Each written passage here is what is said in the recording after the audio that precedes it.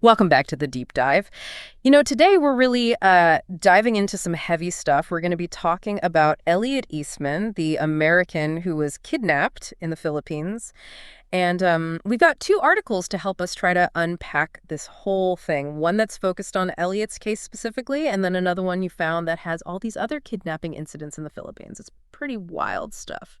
Yeah, and the thing about Elliot Eastman's case that I find just really fascinating is that he actually seemed to be very well aware of just how dangerous the situation was that he was in. In fact, he even talked about some of the threats that he'd received on his vlogs. Wait, hold on. So he knew it was dangerous, and he stayed. Okay, now I'm really interested. Like, what kind of threats are we talking here? Well, so on September 28th, 2024, he's doing one of his live streams, and he mentions that he had been living in this area, for a while, and people were giving him the cold shoulder, saying that, we don't like you here.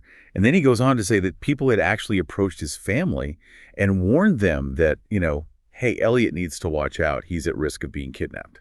Oh, wow. Okay. That's pretty intense. Did he mention like what he thought these threats stemmed from, like why he thought people were unhappy with him being there? He never actually goes into specifics, but you can tell that he's like genuinely concerned about it because he even wonders aloud on the screen. He's like, I wonder if anybody would even try to help me if someone like tried to kidnap me, or if they would all just stand by and watch. That's a chilling thought. To think that he had that actual fear, right? And then he still stayed. It makes you think what was so captivating about this place, about his life there, that outweighed the risks that he was facing.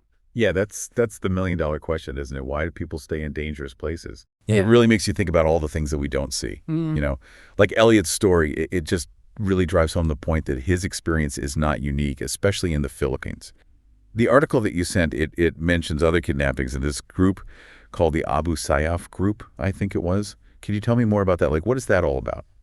Yeah, so the Abu Sayyaf group, more commonly known as ASG, has a long and troubling history of violence and kidnapping in the southern Philippines. They've been active for decades now, and they're known for targeting foreigners specifically for ransom, which is a lucrative activity for them. So are we thinking that Elliot Eastman's kidnapping, is it possible that it's connected to this ASG? It's definitely possible. I mean, the article emphasizes that it's still too early to say for certain who's responsible, but they are saying that the police are zeroing in on a person of interest. And while they haven't confirmed any direct links to ASG yet, just given the group's history, it's definitely something that investigators are going to be looking into. Okay, yeah. ASG, it does sound familiar, but give me a little refresher. What are some of the more high-profile cases that they've been linked to? Well, one that really stands out, especially since it involved Americans, is the Dos Palmas incident back in 2001. Dos Palmas? Okay, yeah, I think I do remember that. That was the resort, right? Exactly. They kidnapped 20 people from a resort called Dos Palmas in Palawan, and among those taken were 3 Americans, Guillermo Sobero, and a missionary couple, Martin and Gracia Burnham. It was a really horrific situation. Sobero was tragically beheaded, and Martin Burnham was killed during a rescue attempt. Gracia Burnham was eventually rescued, but the Dos Palmas incident, it just really highlights how brutal ASG can be and the devastating consequences of their actions. Wow. It's hard to believe that was over 20 years ago, and it sounds like, they've been pretty active since then. Oh, absolutely. There have been a number of other kidnappings, many targeting foreigners, just like Elliot Eastman. One that comes to mind is the Samal Island kidnappings back in 2015. Samal Island, okay. And what happened there? ASG abducted 4 people from a resort on Samal Island, 2 Canadians, a Norwegian, and a Filipina. And once again, ransom demands were made. Sadly, the 2 Canadians were later beheaded when those demands weren't met. The other hostages were eventually released, but it again shows the very real danger that ASG poses to anyone they target. It's terrifying to think about, to be caught up in something like that. Is there any rhyme or reason to where these kidnappings happen? Like, is it just ASG, or is it something about the Philippines that makes this kind of thing so prevalent? Well, it's a complex issue, but the southern Philippines, where most of these incidents occur, it has this unique geography. You've got tons of islands, dense jungles, and it makes it really easy for groups like ASG to operate and then just disappear. So they can just vanish into thin air. Pretty much, yeah. It makes it extremely difficult for authorities to track them down and apprehend them. And you can't ignore the fact that there are deep-rooted issues in some areas. Mm. Poverty, lack of opportunity, which unfortunately can create this breeding ground for recruitment into these groups. So it almost seems like this perfect storm of factors that it just kind of creates this haven for groups like ASG. What's the Philippine government doing to combat them? I mean, how do they even begin to tackle this kind of problem? Well, the Philippine government has actually been fighting ASG for years.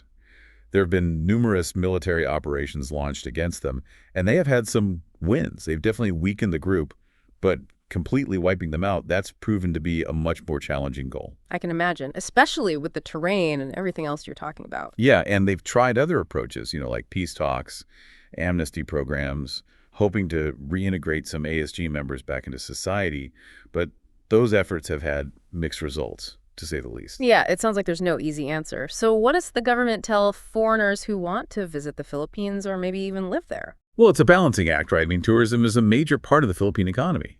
They certainly don't want to scare away visitors, but they have a responsibility to be upfront about the security risks in certain areas. You'll often see travel advisories issued by different countries, like the U.S., for example, cautioning travelers about venturing into areas where ASG is known to operate. So it's a tough situation all around, but I guess it's about being informed and making smart choices. Exactly. Speaking of Elliot, were there any updates on his case? I mean, did either of those articles say what happened after he was kidnapped? Both articles were really focused on the lead up to Elliott's kidnapping and then kind of the bigger picture of these kinds of incidents in the Philippines. The article that was focused on Elliot, it did mention that there hadn't been any contact from anyone, including the kidnappers or the U.S. Embassy, at least as of when they published the article on October 19th. So as of right now, it's still a mystery. We don't know where he is or how he's doing. That's right. Which is, it's an unimaginable situation for his family to be in. It's a waiting game, and there's so much uncertainty and fear that comes with that. It's heartbreaking. And, it makes you think about the families in those other cases, too, like Dos Palmas, Samuel Island. They went through something truly horrific, and in some cases are still living with the aftermath.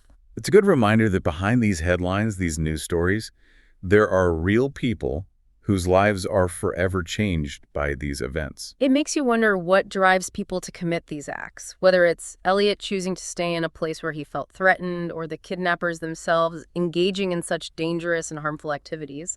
It's hard to fathom. Motivation is a fascinating and complex thing, I mean, in Elliot's case, without more information, it's really impossible to say for sure what kept him there despite the risks. Was it the love for his wife? A deep connection to the community? Or something else entirely? We may never really know the full story. And what about the kidnappers? Like, what's driving them? In many cases, it often comes down to, money.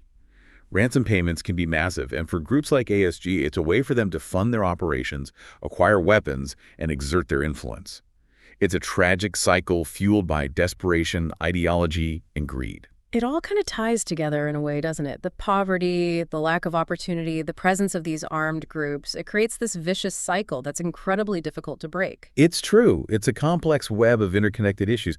But even within those challenges, I think it's important to remember that there are individuals and communities out there who are striving to create a better future. We may not always hear their stories, but their efforts are what keep hope alive. That's a good point. It's easy to get caught up in the negative aspects of these situations, but there's always hope. There are always people working towards positive change. It's important to remember that. So we've covered a lot of ground here today. Elliot Eastman's story, the history of kidnappings in the Philippines, the Abu Sayyaf group, the complexities of this issue. Is there anything else you think is important for our listeners to keep in mind as they try to process all of this? It's interesting, though, thinking about Elliot and how he was sharing his life online through those vlogs of his.